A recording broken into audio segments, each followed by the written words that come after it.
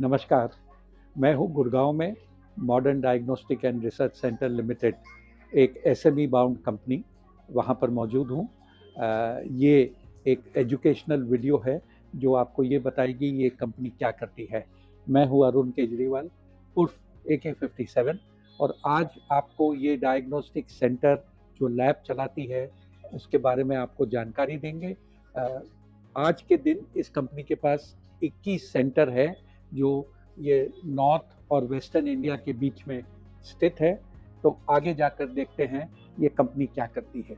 देखते रहिए कनेक्सियो corporate explorer.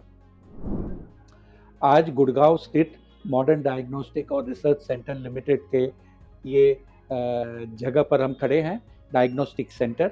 मैं आपको कंपनी के उच्च अधिकारियों से मिलाता हूं और आपका परिचय कराता हूं। सबसे पहले कंपनी के एमडी डॉक्टर देवेंद्र यादव को मैं बुलाता हूँ। आइए देवेंद्र जी। नमस्कार जी, आइए सर आपकी टीम से सभी का परिचय करा दीजिए। मिस्टर जितेंद्र यादव CFO है हमारे। आइए जितेंद्र जी। मिस्टर आशीष जानी जो वाइस प्रेसिडेंट है हमारे से मार्केटिंग सेल्स के। डॉक्टर दीपाली यादव नमस्कार डायरेक्टर हैं। डॉक्टर कनिका ये लैब डायरेक्टर है जी। तो ये है पूरी टीम जिनसे हम आगे इस शो में बात करेंगे और ये बताएंगे कि ये सेंटर में क्या होता है, क्या इसकी स्पेशलिटी है। नमस्कार, मैं आज गुड़गांव में हूँ। Modern diagnostic and research centre limited के एमडी डॉक्टर देवेंद्र यादव के पास बैठा हूँ और आज इनसे डिस्कस करेंगे कि इन्होंने ये जो डायग्नोस्टिक सेंटर लगाया है, चला रहे हैं, 40 साल के इनकी ये एक जर्नी रही है, ये कैसे शुरू हुई, क्या इन्होंने किया और आज ये सेंटर क्या करता है। देवेंद्र जी नमस्कार, ये बताइए कि आपकी जर्नी क्या है, आपने ये कैसे शुरू किया और क्या इसके पीछे सोच था। अरुण जी नमस्कार। 40 साल की जर्नी शुरू हुई एक्चुअली MBBS मैंने किया रोहतक से और उसके बाद मैंने 5 साल इंडियन आर्मी में सर्विस की। फिर मैंने 1 साल हरियाणा सिविल गवर्नमेंट की सर्विस की। फिर मैंने पोस्ट ग्रेजुएशन की और फिर मैंने यहाँ पे स्टार्ट किया था सेंटर गुड़गांव में 1985 में। और उस टाइम गुड़गांव इतना बड़ा शहर भी नहीं था, छोटा सा शहर था, लेकिन बेसिक फैसिलिटीज़ भी यहाँ उतनी थी नहीं उस टाइम। और प्रैक्टिकली हर चीज़ जो है आज की मॉडलिटी है नई, वो सब हमने ही गुड़गांव में शुरू करी है। चाहे मैमोग्राफी हो, CT हो, MRI हो, तो सब कुछ हमने यहाँ पे शुरू किया। और जर्नी तो देखो 40 साल हैं तो उतार चढ़ाव तो चलते ही रहे हैं, वो तो होंगे ही हमेशा। तो देवेंद्र जी उस समय आप अकेले थे, जिसे कहते हैं एंटरप्रेन्योर, आप पहली बार बने। आपके फैमिली में जैसे आपने बताया आपके पेरेंट्स सरकारी नौकरी करते थे, एक तरह से सिविल सर्वेंट थे। तो ये जो आप में एक जुनून आया नए वेंचर करने का, चैलेंजिंग, रिस्की, उतार चढ़ाव सब कुछ आपने देखा, उसके बाद में इसको ग्रो करने का आपने कब सोचा। थोड़ा सा मैं इसके बैकग्राउंड में फिर जाऊँगा कि फिर आर्मी छोड़ी क्यों। तो वैसे तो आर्मी की लाइफ बहुत अच्छी थी, कोई दिक्कत नहीं थी, पर समाव मुझे लगा कि मुझे कुछ अपना ही करना चाहिए, चाहे उसमें कुछ भी रास्ते में प्रॉब्लम आए। और ऐसा भी नहीं है कि इतना आसान सा रास्ता होने वाला, मुझे पता था डिफ़िकल्ट रास्ता होने वाला है। तो मैंने कहा लेकिन मुझे एक नाव में ही पैर रखना है, कि मतलब मुझे अल्टीमेटली अपना ही काम करना है। तो वहाँ से शुरू हुआ। फिर जैसे मैंने आपको बताया कि हमने हर चीज़ नई मॉडलिटी गुड़गांव में शुरू करी, उसके चैलेंजेस भी रहे, सब कुछ हो गया और मन में था कि मुझे इसको बड़ा करना है। तो जब बच्चे ज्वाइन किए 2012 में, तब हमने फिर एक कोर सेंटर जोड़ा अपने साथ और तब से ये था कि हमें इसको और बढ़ाना है, तो उस पर सोचना शुरू कर दिया था। और पिछले 7-8 साल में हमने जो हमारी आज की जर्नी है वो ज़्यादातर एक्सपेंशन वाली पिछले 7-8 साल की। तो ये कहा जा सकता है कि आपके बच्चों के आने के बाद ये जर्नी, जिसको बोलते हैं सेकेंड इनिंग्स कहिए, या ये ग्रोथ फेज वहाँ से शुरू हुई। अकेला आदमी उतना ही कर सकता है और जब 1 से 2 हो जाते तो 11 हो जाते हैं। जी बिल्कुल, ठीक है। दूसरा रिसोर्सेज भी लिमिटेड होते हैं ना, तो रिसोर्सेज लिमिटेड हैं, आपने लिमिटेड रिसोर्सेज में जितना काम कर सकते हैं उतना हमने किया। तो आज अगर अपन 2025 की बात करें, आपके पास कितने सेंटर हैं, कितने लेबोरेटरी हैं, कितने टेस्टिंग सेंटर हैं? अगर आपका पूरा एक डिटेल समझाएं तो। अभी देखो हमारे पास 21 सेंटर हैं जहाँ पे हम एक्चुअल में टेस्ट करते हैं। तो वो 21 सेंटर भी हमारे ज्योग्राफिकली कहें तो 8 स्टेट के अंदर एक्सपेंडेड हैं हम। और इसमें हमारे 4 कंप्लीट डायग्नोस्टिक सेंटर हैं जहाँ पे रेडियोलॉजी भी काफ़ी कुछ है और बाकी सब लैब है। तो डॉक्टर साहब, मैंने जो डॉक्यूमेंट पढ़ा उसमें नॉर्थ ईस्ट में आप गुवाहाटी में मौजूद हो, नॉर्थ में आप श्रीनगर में मौजूद हो, अगर वेस्ट की बात करें तो आप इंदौर में मौजूद हो, और साउथ में अभी तक आप गए नहीं हो। तो क्या आने वाले 4-5-6 साल में शायद ये सुने कि मॉडर्न डायग्नोस्टिक साउथ में आ गया? खैर वो थोड़ी फॉरवर्ड लुकिंग है, उससे छोड़ देते हैं। बट आप जो ये जगह अलग अलग चुनते हो, उसके पीछे कुछ लॉजिक, कुछ सोच, कुछ तरीका? देखो हम क्या करते हैं, पहले हम कहीं बेस बनाते हैं, अगर बेस बनता है कुछ थोड़ा काम शुरू होता है तो फिर हम उसका एक्सपेंड करने के बारे में सोचते हैं।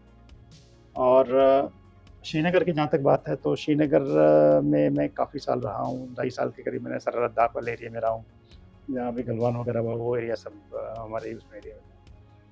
तो उस हिसाब से श्रीनगर से कोई डर की बात नहीं थी कोई।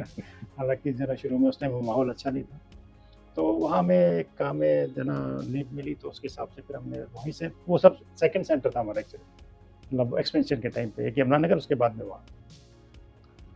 अब आगे थोड़ा सा आपके बिजनेस के बारे में डिस्कस करते हैं। ये एक तरह से हब और स्पोक मॉडल होता है कि आपके पास बैक एंड में सेंटर्स होते हैं जहाँ पर आप पूरे ये लैब की टेस्टिंग, रिपोर्ट्स की प्रोसेसिंग कर सकते हो, और कलेक्शन सेंटर अलग होते हैं, कुछ कॉमन कुछ अलग। तो ये जो डिस्टेंस है, क्या गुवाहाटी से सैंपल आपके पास गुड़गांव में आते हैं प्रोसेसिंग के लिए, या आप कहीं और भेजते हो? गुवाहाटी के ज़्यादातर सैंपल तो वहीं प्रोसेस हो जाते हैं, और इनफैक्ट ये बाकी सब लैब में भी है कि ज़्यादातर सैंपल वहीं प्रोसेस हो जाते हैं। जो सैंपल हाई एंड के टेस्टिंग होती है, जो थोड़ा सा जिनका डिमांड कम होता है टेस्ट का, वो टेस्ट फिर हमारे पास मेन लैब में आते हैं, फिर वो यहाँ प्रोसेस होते हैं। तो ये सब कुछ एयर से आते होंगे सैंपल, क्योंकि अगर नॉर्मल लैंड से गुवाहाटी से करें तो शायद 3-4 दिन भी लग जाए। वो बाई एयर आते हैं। और इनकी जो रिपोर्ट होती है, ये क्या आप डिजिटली वापस देते हैं कस्टमर को या क्या?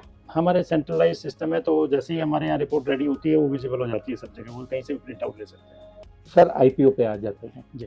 आप आईपीओ के तहत पैसे जुटा रहे हैं, इसमें कुछ केपेक्स है, नए प्लांट, मशीनरी, टेस्टिंग के लिए जो इक्विपमेंट लगता है, कुछ लैब्स खोलने के लिए, तो थोड़ा सा डिटेल दीजिए कि ये पैसे कहाँ यूज़ किए जाएंगे? इसमें ज़्यादातर तो केपेक्स में ही जाएगा। तो केपेक्स का कुछ अगर आप थोड़ा सा विस्तार दे सकते हैं, आप इसमें सेंटर कितने लगाएंगे, स्पेशलाइज्ड मशीनरी में कितना जाएगा? एक तो हमारा फुल फ्लेज सेंटर होगा जिसमें सीटी, एमआरआई, पेट स्कैन, इंस्पेक्ट वगैरह होंगे, और एमआरआई जो है उस सेंटर के अंदर हमारा यहाँ जो एग्जिस्टिंग एमआरआई है वो जाएगा, क्योंकि हम अपना सेंटर यहाँ से शिफ्ट करके सेक्टर 40 में जा रहे हैं, 44 से सेक्टर 44 का सेंटर, और बाकी लैब के इक्विपमेंट में जाएगा। और हमारे करीब एक तो फुल फ्लेज डायग्नोस्टिक सेंटर आ रहा है और 6 लैब आ रहे हैं। डॉक्टर साहब, बात करने के लिए बड़ा शुक्रिया, और आगे आपके साथ जो आपके इस सेंटर में कुछ स्पेशलाइज्ड मशीन है उसके पास जाकर कुछ समझने की चेष्टा करेंगे, और आपकी जो टीम है उनसे भी कुछ मिलेंगे। शुक्रिया डॉक्टर साहब। तो ये है सीटी स्कैन। डॉक्टर साहब से पूछते हैं ये मशीन क्या करती है और ये पेशेंट के बारे में क्या बताती है। तो डॉक्टर साहब, सीटी स्कैन का पर्पस क्या है?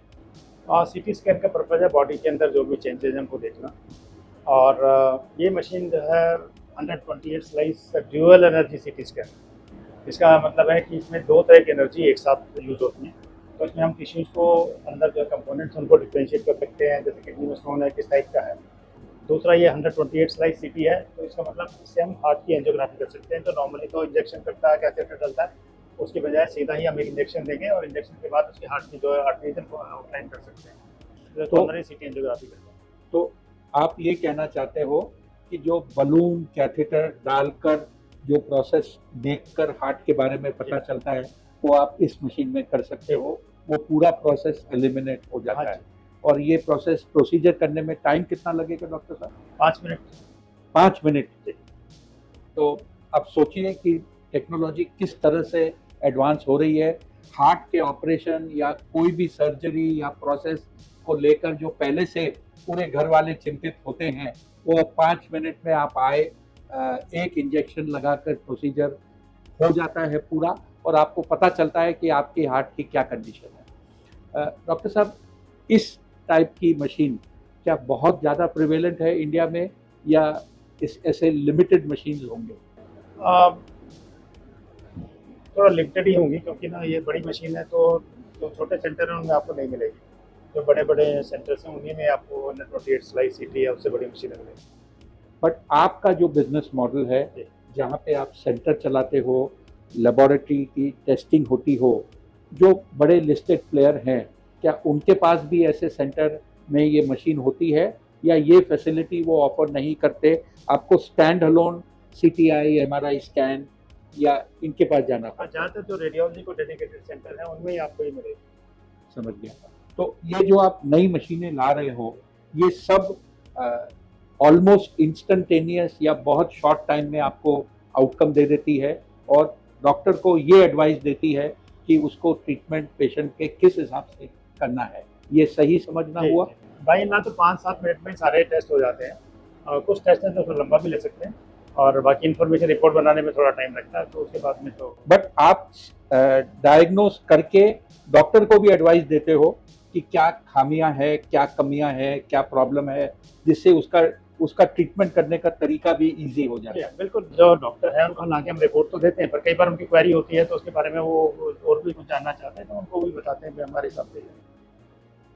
इसके अलावा जब ये समझते हैं डायग्नोस, पोस्टमार्टम, क्या आप प्रिडिक्टिव ट्रीटमेंट भी कर सकते हो कि भाई जो तुम्हारी बॉडी की मेटाबॉलिज्म है, उसको देखते हुए ऐसा लग रहा है कि शायद तुमको ये भी करना चाहिए, तब जाकर तुम्हारी हेल्थ अच्छी हो? ये भी शुरू हुआ है? बिल्कुल, हम वेलनेस में भी काम कर रहे हैं, और हमारे पास पूरा जेनेटिक टेस्टिंग का पूरा सेटअप है, जिसमें नेक्स्ट जनरेशन सीक्वेंसिंग है, जिसमें हम आपकी बॉडी में जो किस किस टाइप के जीन्स हैं जो आपकी बॉडी में क्या चेंजेस लाएंगे, या आपको क्या प्रिकॉशन लेनी चाहिए, आपको हार्ट अटैक का रिस्क है कि नहीं है, तो ये सब चीज़ें हम ऐड कर रहे हैं। तो ये दोस्तों डॉक्टर देवेंद्र यादव थे, कंपनी के MD, जो हमको बता रहे थे कि इनके सेंटर में जो गुड़गांव स्थित है, यहाँ पर क्या फैसिलिटीज़ है, औरों के मुकाबले क्या फ़र्क है, और यहाँ पर इनकी USP कहिए क्या है। देखते रहिए। डॉक्टर साहब, हमारे से बात करने के लिए बहुत बहुत शुक्रिया। आगे आपके टीम मेंबर से और भी बातचीत करेंगे, ये समझने के लिए ये सेंटर क्या है। थैंक यू अरुण जी, आपने इतना टाइम निकाला हमारे लिए, thank you so much. Thank you. बाकी हमारे टीम मेंबर्स आपके लिए। Thank you. ये है अल्ट्रासाउंड रूम, जहाँ पर ये देखेंगे और समझेंगे कि यहाँ पे क्या होता है। मेरे साथ हैं डायरेक्टर इस कंपनी की और head of department doctor Deepali Yadav. तो डॉक्टर मैडम, ये बताइए कि अल्ट्रासाउंड मशीन क्या करती है और इससे क्या अचीव किया जाता है? अल्ट्रासाउंड मशीन जैसे बॉडी में आप एक फर्स्ट स्क्रीनिंग मेथड है कि आप अपने बॉडी में झांक के देख सकते हैं, जैसे पेट का अल्ट्रासाउंड हो गया, किसी पार्ट का अल्ट्रासाउंड हो गया, जैसे प्रेगनेंसी के अल्ट्रासाउंड हो गए, अपने हार्ट का इकोकार्डियोग्राफी हो गया, हार्ट कैसा काम कर रहा है, तो ये सब चीज़ों के बारे में इससे हम बहुत अच्छे से देख सकते हैं, बॉडी में एक्चुअली में आप झांक कर देख सकते हैं। ये मतलब आपके पड़ोसी के घर में आप झांकते हो, वैसे आपने बिल्कुल, अब आपका खुद के अंदर you can see the morphological changes, आप अपने स्ट्रक्चर चेंजेस को आप देख सकते हैं कि उस स्ट्रक्चर में क्या प्रॉब्लम हो गई, कोई नई गांठ आ गई, या कोई चीज़ ढंग से काम नहीं कर रही, या कोई चीज़ की कितनी विड्थ है, क्या उसमें टेक्निकलिटी है, कोई पेंटेटाइटिस, मतलब डिजीजेस को डायग्नोज करने के लिए आप अपनी बॉडी में एक्चुअली में झांक के देख सकते हैं। इसकी एक्यूरेसी क्या, जो आपने टेस्ट किया, जो आपकी फाइंडिंग आई, क्या ये मोर और लेस 100% है? 100% तो नहीं बोल सकते अल्ट्रासाउंड को, पर हाँ, जब कोई चीज़ बड़ी अच्छे से दिखती है तो दैट मीन्स मोर और लेस अगर दूसरी मोडालिटी पे जाएंगे तो हो सकता है 10-15-20% का ही फर्क आएगा, पर ये मोर ऑफ 80% तो एक्यूरेट होता ही है। ये थी डॉक्टर दीपाली यादव, बट इनको यहाँ नहीं जाने देंगे, इनसे ये समझेंगे कि आपने जब आपके फादर को ज्वाइन किया ये बिजनेस में, तो उसके बाद क्या बदलाव आया, क्या आपकी जो जर्नी थी इस ग्रुप की, इस कंपनी की, उसमें कोई एक बड़ा बदलाव था या जैसे चल रही थी गाड़ी वैसे चली? जैसे हम कभी एमबीबीएस में गए, उसके बाद पढ़ाई करी, आगे पोस्ट ग्रेजुएशन किया, तो एक डॉक्टरी वाला तो वो सब चल ही रहा था क्योंकि फादर से बहुत ज़्यादा इंस्पिरेशन था। चीज़ों को सीखा, जो दूसरी जगह पे होता है वो हमारे ही सेंटर पे होता था। तो कहीं बाहर जाने का भी मतलब वो नहीं था कि इतनी चीज़ें यहाँ पे इतना एक्सपोज़र मिला, चीज़ें हम एक रूम से बंद होने के बजाय हम कितना आगे बढ़े, तो वो जर्नी जो थी वो बहुत सीखने को मिली जो कि मतलब वैसे नहीं पॉसिबल होती। एज़ एन इंडिविजुअल जस्ट एक डॉक्टर की तरह काम करते तो शायद नहीं होती, बहुत सारी चीज़ें पता चली। तो अब दोस्तों, डॉक्टर दीपाली यादव को छोड़कर हम डायरेक्टर दीपाली यादव से पूछते हैं कि आगे की जो ग्रोथ है, जो ये कंपनी ने अचीव करी, उसमें आपका क्या रोल है और अब आप इस कंपनी को आगे बढ़ते हुए कैसे देखती हैं?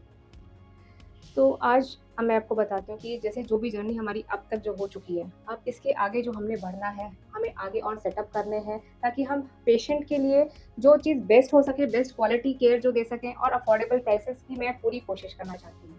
मैं चाहती हूँ कि इस कंपनी को हम और बढ़ाएँ और आगे हम हर किसी को मतलब जस्ट नॉट पैनल्स, वेलनेस हर चीज़ में हम घुसना चाहते हैं।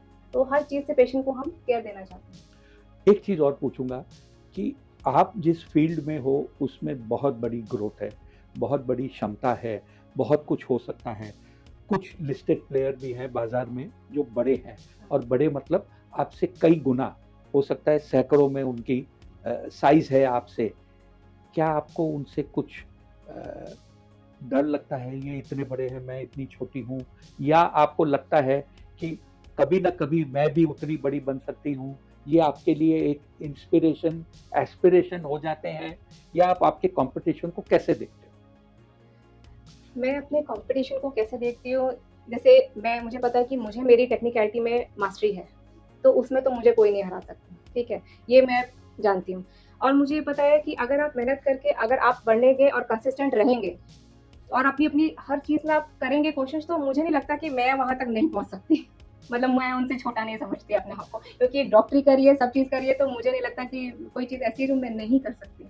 तो दीपाली जी, एक आखिरी सवाल आपसे पूछूंगा कि आपने कुछ मशीनें जो ली, जो आपने बताई, आपके कलीग्स ने बताई, आपके फादर ने बताए, उससे ऐसा लगता है कि आप technology, innovation, up to date रहने की आपकी पूरी इच्छा है और आप उसमें पैसा इन्वेस्ट करते हो। ये तो डेफ़िनेटली है कि हमें बेस्ट ऑफ भी करना है, तो आपको अच्छा इक्विपमेंट लेके अपनी टेक्निकलिटी को उसमें डालना पड़ेगा, तभी तो आप बताओगे कि मैंने क्या बेस्ट किया। इसी चीज़ को थोड़ा आगे लेता हूँ। क्या यही कंपनी की मोटो रहेगी, best in class machinery, best in class technology, हमेशा लेकर क्लाइंट को, कस्टमर को, पेशेंट को टॉप क्लास सर्विस देना? बिल्कुल, ये तो रहना ही है। ये थी डॉक्टर दीपाली यादव, ये थी डायरेक्टर दीपाली यादव। और अब आपको एक आइडिया लग सकता है कि आप जब इस कंपनी में निवेश करने का सोचते हो तो आपको किसको देखकर पैसा डालना है। अब हम जो पैथोलॉजी लेबोरेटरी है यहाँ पर मौजूद है और हमारे साथ है डॉक्टर कनिका यादव। इनसे पूछते हैं कि हमारे पीछे जो मशीन चल रही है ये क्या मशीन है, क्या करती है और इससे क्या एडवांटेज है। तो कनिका जी, अपने पीछे ये क्या हो रहा है? ये जो मशीन है ये सीमेंस मशीन की एटालिका मशीन है। इसमें आपकी सारा इंटीग्रेटेड सिस्टम है, एक ट्यूब से सारे केमिस्ट्री, हार्मोन सारे टेस्ट हो जाते हैं। ये साउथ ईस्ट एशिया की पहली इंस्टॉलेशन हमारे पास है और हमारे पास ऐसी 2 मशीन्स हैं। सबसे फास्ट मशीन इसको कहा जाता है। तकरीबन 1800 टेस्ट केमिस्ट्री के और 450 टेस्ट हार्मोन के 1 घंटे के अंदर ये ख़त्म करके आपको दे देती है। थायराइड की सबसे फास्ट रिपोर्ट, शुगर की सबसे फास्ट रिपोर्ट, इसके सैंपल्स डालते ही रिपोर्ट्स ऑलमोस्ट 7 मिनट के अंदर आपके पास आने लग जाती है। और ये बताइए, मुझे एक पेशेंट को कुछ 12 टेस्ट कराने हैं, किसी को 50 टेस्ट कराने हैं, किसी को 30 करने हैं, तो आप ये सैंपल को प्रोग्राम करके उस हिसाब से डाल सकते हो कि भाई ये टेस्ट इतने करने हैं, ये टेस्ट इतने करने हैं, या क्या? ये सब ऑटोमेटिक होता है। बुकिंग होते ही बारकोड जनरेट होता है। जो टेस्ट बुक हुए हैं वो मशीन ऑटोमेटिक LIS के थ्रू उठा लेती है कि मेरे को यही टेस्ट चला, और फटाफट वही चला के वो डेटा ऑटोमेटिकली चला भी जाता है और बाकी उसका रिव्यू करके डॉक्टर उसको अप्रूव कर देते हैं। अब पेशेंट को इसकी रिपोर्ट कैसे डिलीवर होती है? पेशेंट को रिपोर्ट 3 तरीके से जाती है। व्हाट्सएप पे भी चली जाती है, पेशेंट चाहे तो ऑनलाइन भी निकाल सकता है, पेशेंट चाहे तो सेंटर पर आके हार्ड कॉपी पे रिपोर्ट भी ले जा सकता है। और ये सब सुबह सैंपल देने के बाद शाम को टिपिकली मिल जाते हैं सब हम कुछ?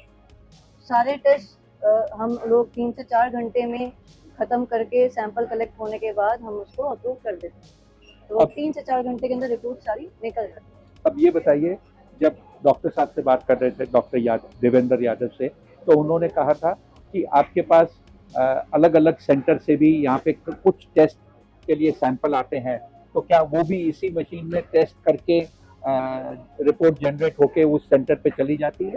हमारी लैब 24/7 वर्किंग रहती है, सैंपल आते रहते हैं, प्रोसेस होते रहते हैं। सुबह हम रिव्यू के बाद रिपोर्ट को तभी निकाल देते हैं, तो इधर ही सैंपल चलती है और रिपोर्ट निकल जाती है। इस मशीन के अलावा इस लेबोरेटरी में और ऐसी कोई चीज जो देखने जैसा तो नहीं कहूँगा, बट एक इंटरेस्ट जिसे कहते हैं दर्शक के मन में आए कि ये एक वन ऑफ इट्स काइंड या अच्छी इनोवेशन मशीन है, ऐसा कुछ और है आपके पास इस लेबोरेटरी में? हमारे पास इनोवेशन वाली बहुत चीज़ें हैं। जेनेटिक्स डिपार्टमेंट में हमारा डिपार्टमेंट में काफ़ी इंस्ट्रूमेंट्स हैं जो ऑलमोस्ट दिल्ली एनसीआर में बहुत ही लिमिटेड जगह पे आपको मिलेगा। एक मशीन ऐसी है हाई रेजोल्यूशन मास स्पेक्ट्रोमीटर, वो आपको डायग्नोस्टिक लैब में कहीं नहीं मिलेगी।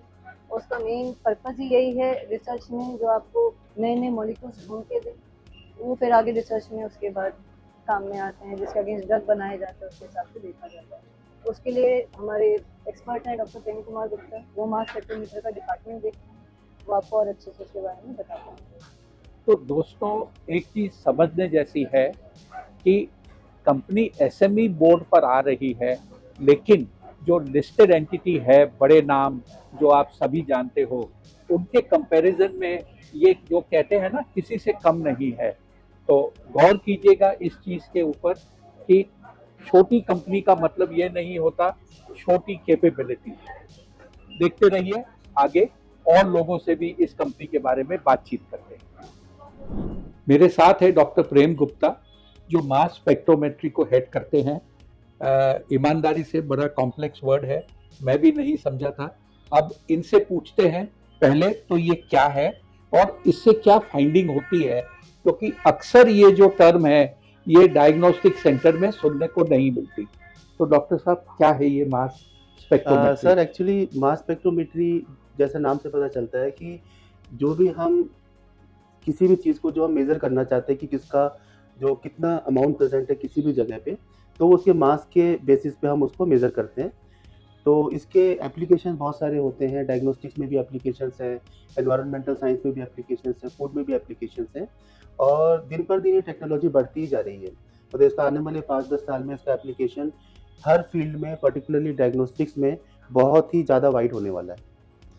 तो इससे अगर मैं ये समझूं कि डायग्नोस्टिक में ये एक नया एप्लीकेशन है, शायद आप एक सेंटर के तहत वन ऑफ द फ्यू होंगे जो इस टाइप की फैसिलिटी ऑफर करते हो, क्या ये सही है? डेफिनेटली। एक्चुअली क्या है कि टेक्नोलॉजी काफ़ी कॉम्प्लेक्स होती है, तो बहुत सारी जगह पे जो लोग चाहिए इसको चलाने के लिए, डेटा इंटरप्रिटेशन के लिए, वो नहीं मिल पाते हैं।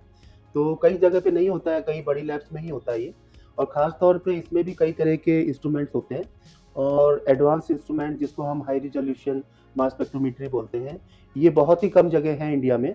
और डायग्नोस्टिक्स में तो मॉडर्न डायग्नोस्टिक जो है पहली लैब है जहाँ पे इस इंस्ट्रूमेंट को लगाया गया है, और इस इंस्ट्रूमेंट पे हम लोग बहुत सारे ऐसे टेस्ट डेवलप कर रहे हैं जो इंडिया में कहीं भी नहीं चल रहा है अभी, और जो अभी रिसर्च फेज में ही है, पर अब इनको हम डायग्नोस्टिक में लाने की कोशिश कर रहे हैं।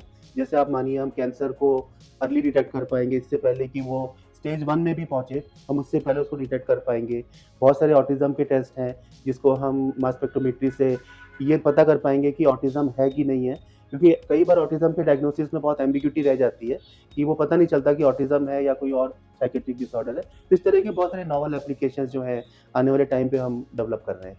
तो एक चीज़ और बताइए, हाँ कि आपने कैंसर का जिक्र किया, हाँ जी, और ये एक ऐसी बीमारी है जो किसी को ना हो तो ही अच्छा है। सही बात है। तो क्या ये मेरा समझना सही होगा कि कैंसर अर्ली डिटेक्ट हो और क्योरेबल स्टेज पे डिटेक्ट हो, ये मशीन से ये आपको बेनिफिट होगा? बिल्कुल, इस मशीन से ऐसे बेनिफिट हैं और बहुत सारे एप्लीकेशंस ऑलरेडी रिसर्च में हैं। इसमें आप ब्रेस्ट कैंसर, प्रोस्टेट कैंसर या फिर लंग कैंसर बहुत अर्ली स्टेज में डिटेक्ट कर सकते हैं, जब जब तक कि मतलब इवन विजिबल ट्यूमर बना भी नहीं होगा। तो उस अगर आप उस स्टेज पे डिटेक्ट करते हैं इसको, तो बहुत आसान है उसका ट्रीटमेंट और सक्सेसफुल होने के चांसेस बहुत बढ़ जाते हैं। कोई भी चीज को कंफर्म करने के लिए वैलिडिटी चाहिए। हाँ, हाँ। तो ये जो आप कर रहे हो, इसकी कोई वैलिडेशन हो चुकी है, कोई सर्टिफिकेशन कोई इंस्टीट्यूट से या सरकार की तरफ से? देखिए ये सारे जो टेस्ट हैं ना बहुत नए टेस्ट हैं अभी, मतलब इनका एप्लीकेशन इवन एडवांस्ड कंट्रीज जैसे आप यूएस वगैरह में भी बहुत ही कम टेस्ट हैं जो कि अभी क्लिनिक में पहुंच पाए हैं। तो रिसर्च में बहुत सारे फाइंडिंग्स हैं, क्लिनिकल ट्रायल्स में फाइंडिंग्स हैं, तो अब इनको वैलिडेशन करके हम इसको क्लिनिक में लाएंगे। तो वैलिडेशन में यही होता है कि आप बहुत सारे पेशेंट्स लेते हैं, जैसे 100, 200, 300, आप पहले स्टडी करते हैं कि इन पेशेंट्स में आपने सपोज 300 लोगों को लिया, उसमें आपने देखा कि 4 लोगों में आपने अर्ली डिटेक्ट कर लिया। फिर हम और भी टेस्ट से उसको वेरीफाई करेंगे, जो हमने डिटेक्ट किया था वो सही डिटेक्ट किया था नहीं किया था। फिर उस टेस्ट का सेंसिटिविटी और स्पेसिफिसिटी दोनों निकालते हैं और पूरे वैलिडेशन के बाद ही कोई टेस्ट डायग्नोस्टिक एप्लीकेशन में आता है। ये तो आपने हमको बताया LC-MS के बारे में। यस। ऐसी और कोई चीज जो आपके यहाँ R&D स्टेज पे चालू है या कुछ फर्दर डेवलपमेंट हुआ है? एक्चुअली हम लोग तो बहुत सारे काम कर रहे हैं, जैसे कि मास स्पेक्ट्रोमेट्री में हम लोग एक करते हैं थेराप्यूटिक ड्रग मॉनिटरिंग।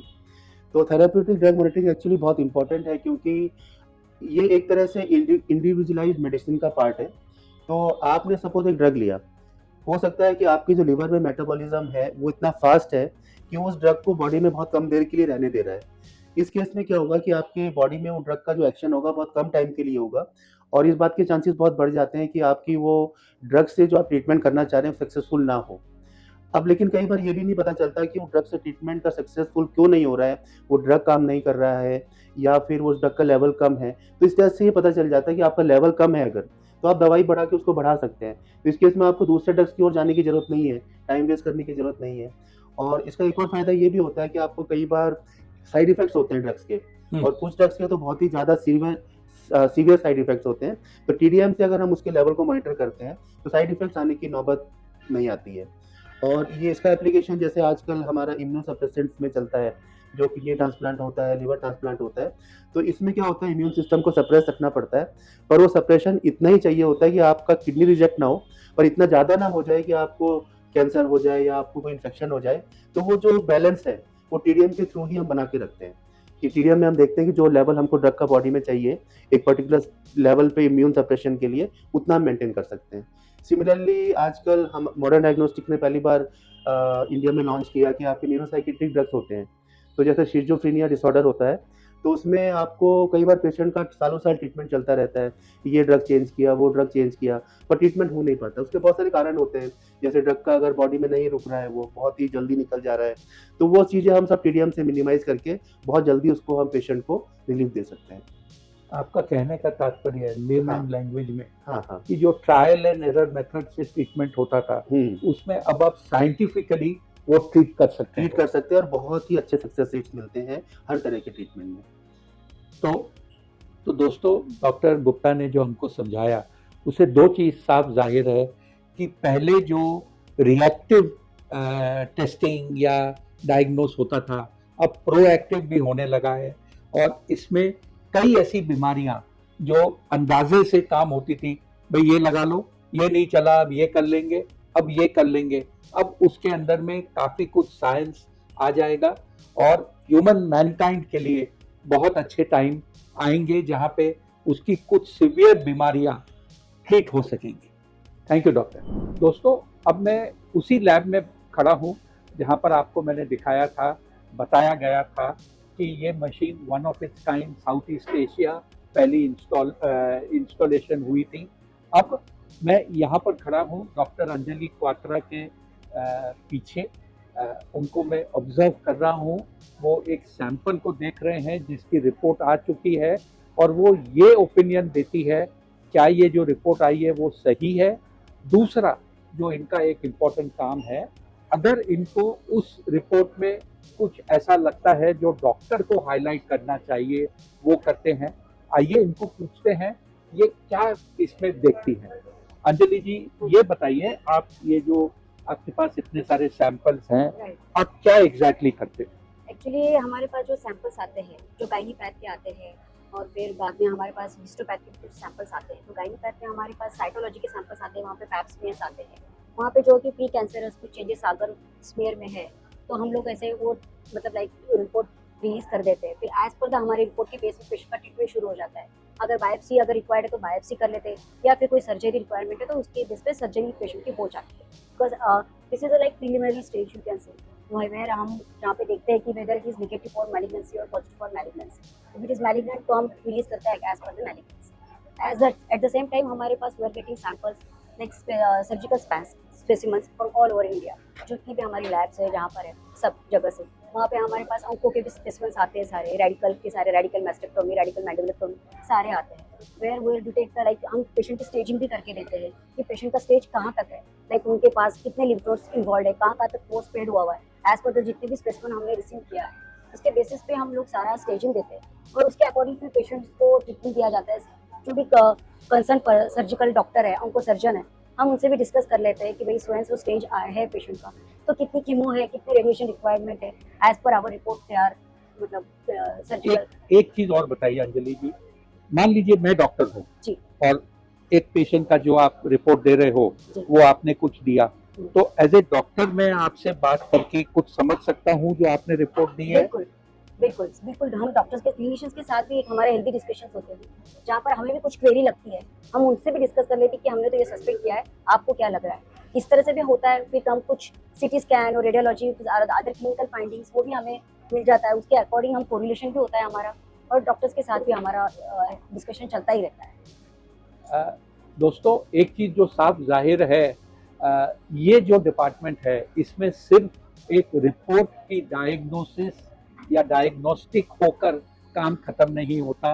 क्लिनिशियन यहाँ पे जो रिपोर्ट बनती है उसके ऊपर डिस्कशन भी होता है और डॉक्टर को एक कंफर्मेशन मिल जाता है कि वो जो कुछ भी पेशेंट के साथ ट्रीटमेंट कर रहा है उसमें एक वैलिडेशन हुआ है, उसके बेसिस के ऊपर आगे काम चलता है।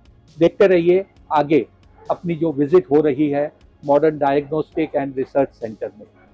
मेरे साथ कंपनी के सीएफओ जितेंद्र सिंह यादव हैं, उनसे पूछते हैं कंपनी का कोविड के समय क्या इम्पैक्ट हुआ था। तो जितेंद्र जी, 2-2.5 साल का जो एक पीरियड था कोविड, एक पहले तो ये था कि किसी को समझ में नहीं आया क्या हो रहा है, उसके बाद में हेल्थ केयर में एक अचानक भेड़ चाल हो गई, ऑक्सीजन नहीं मिले, लोगों को हॉस्पिटल बेड नहीं मिला। आपके साथ कैसा रहा? और जब कोविड आया और यहाँ एकदम से लॉकडाउन लग गया तो एक बार लगने लगा था कि भाई सब कुछ ही बंद हो जाएगा। 2-3 महीने वो हमारे साथ भी रहा।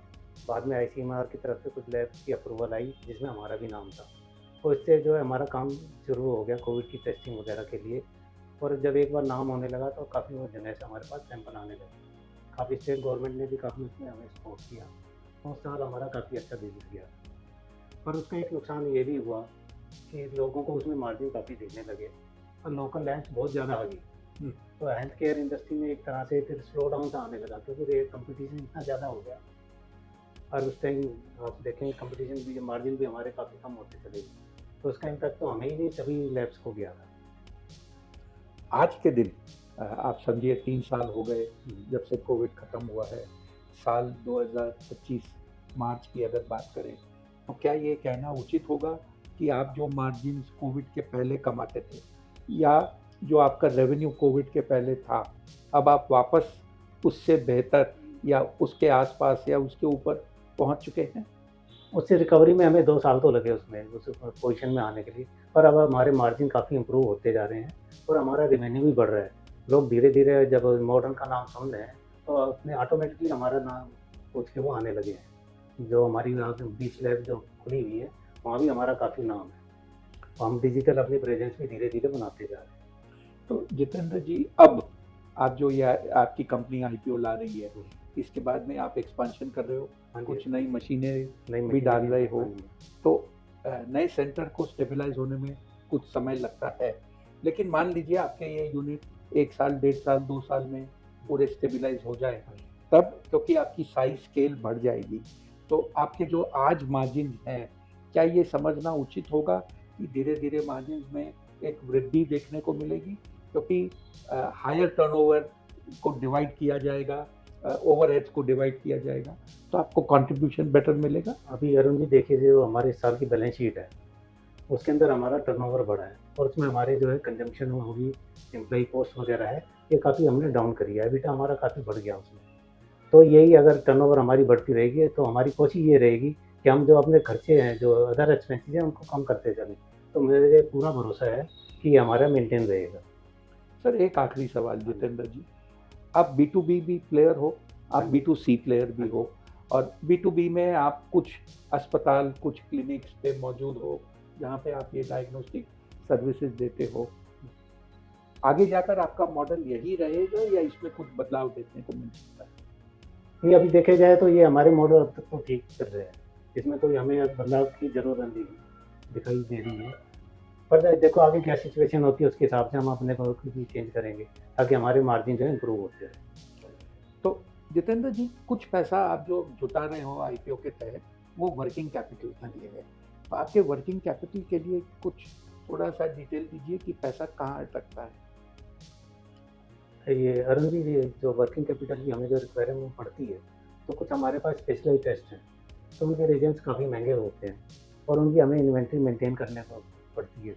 और कई बार क्या होता है कि वो इजीली अवेलेबल नहीं हो पाते, तो हमें उनको ज़्यादा स्टोर करके रखना पड़ता है, क्योंकि उनकी कॉस्ट बड़ी हाई होती है, तो हमें उसमें पैसे भी उनको ज़्यादा देने पड़ते हैं।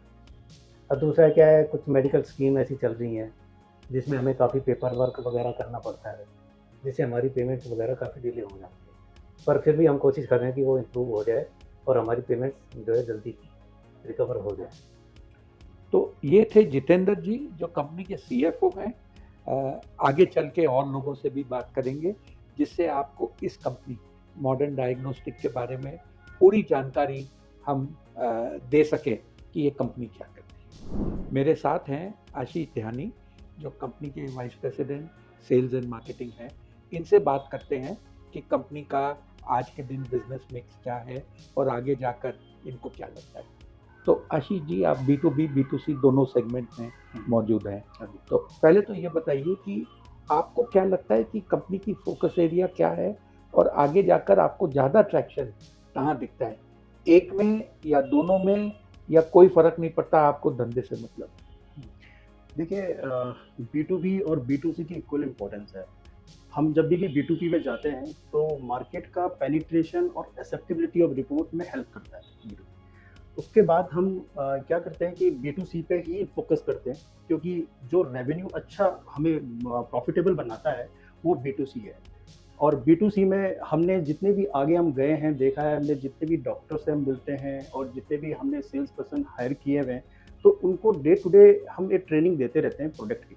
तो मार्केटिंग डिपार्टमेंट भी हमने धीरे धीरे करके काफ़ी स्ट्रॉन्ग किया है। टेस्ट मेन्यू जो है हमारे, वो इतने रेंज पे लेके आ गए हम कि जो A क्लास लैब्स हैं उनसे मैच होता है हमारा टेस्ट मेन्यू। अब डिपेंड ये है कि टेस्ट मेन्यू के प्लेटफॉर्म्स हमारे पास सारे हैं, बट जैसे जैसे वॉल्यूम बढ़ता है उसको हम इन हाउस टेस्टिंग तैयार करते रहते हैं। तो इसलिए ये हमारी स्ट्रेंथ। एक चीज़ और बताइए आशीष जी, जब आप किसी नए कस्टमर को, प्रोस्पेक्टिव कस्टमर को मिलते हो, तो हर कस्टमर एक ही चीज़ पूछता है, हाँ जी, आपकी USP क्या, ऐसा आप में क्या है जो मैं आपके साथ धंधा करूं और जो दूसरे के साथ कर रहा हूं वो आपको डाइवर्ट करूं। तो आप वो 2-3 चीज़ कुछ शेयर कर सकते हो हमारे दर्शकों के साथ? बिल्कुल। हमारे, अगर आप modern diagnostic and research centre की स्ट्रेंथ देखें तो हमारे रेवेन्यू सोर्स जो हैं वो हर टाइप के रेवेन्यू सोर्स हैं। हम B2B से भी आता है, जो कि हमारी सेल्स टीम है फील्ड में, वो B2B कर रही है। हमें गवर्नमेंट इम्पैनलमेंट भी है, जहाँ पर हम बहुत से ESI, ECHS, CGHS सब में इम्पैनल्ड हैं, जो कि हमारा डायरेक्टली B2C कस्टमर्स आता है। हमारे अदर सोर्सेज लाइक डायग्नोस्टिक में लेटेस्ट मशीनें हैं हमारे पास, जिससे कि हम डॉक्टर्स को ये बताते हैं कि not only test range but latest technology भी हम इंट्रोड्यूस करवा रहे हैं। जैसे हम LCMS है, LCMS में हमने रिसर्च वर्क शुरू किया है, वो भी एक नया स्कोप है हमारे लिए। हमने सेल्स फील्ड में जो हम सेल्स टीम को हम आज आगे प्रमोट कर रहे हैं, तो उसमें अगर देखा जाए तो हमने प्राइवेट कॉर्पोरेट्स भी हमने आए हैं जिसमें हम डायरेक्टली उन मैन्युफैक्चरिंग यूनिट्स को मिलते हैं जहाँ पर हम मिनरल्स और बहुत से ऐसे टेस्ट होते हैं जो वो कॉर्पोरेट्स अपने वेलबींग के लिए कराते हैं, हेल्थ चेकअप्स। हम कॉर्पोरेट हॉस्पिटल्स चेन को भी हमने टच किया हुआ है। तो एक मॉडर्न डायग्नोस्टिक एक ऐसी ऑर्गेनाइजेशन है आज की डेट में जिसमें हर रेवेन्यू सोर्स हम टच कर चुके हैं। बस हमें उसको स्ट्रेंथन करने के लिए हम धीरे धीरे करके मैन पावर बढ़ा रहे हैं और हर एक जो इंडस्ट्री के लीडर्स हैं वो हमारे धीरे धीरे करके पेरोल में आ रहे हैं। तो यही हमारी स्ट्रेंथ है और यही चीज़ हम आगे डॉक्टर्स को भी समझा, ज़्यादातर हम डॉक्टर को कन्विंस करते हैं इसके बारे में कि नॉट ओनली हमारे पास एक रेंज है but we have a quality also, technology also and scope of work is also there. ये थे vice president sales and marketing जो आपको ये बता रहे थे कि मार्केटिंग में जब ये पोटेंशियल कस्टमर से मिलते हैं तो उनका कंपनी के प्रति क्या रवैया है, क्या उनकी थिंकिंग है और ये कैसे कस्टमर को कन्वर्ट करके मॉडर्न का धंधा बढ़ाते हैं। देखते रहिए modern diagnostic and research centre की ये एजुकेशनल वीडियो। तो ये थी हमारी सफ़र गुड़गांव स्थित modern diagnostic and research centre limited की, जो डायग्नोस्टिक सेंटर चलाती है और जिसके उच्च अधिकारियों से अपनी भेंट हुई।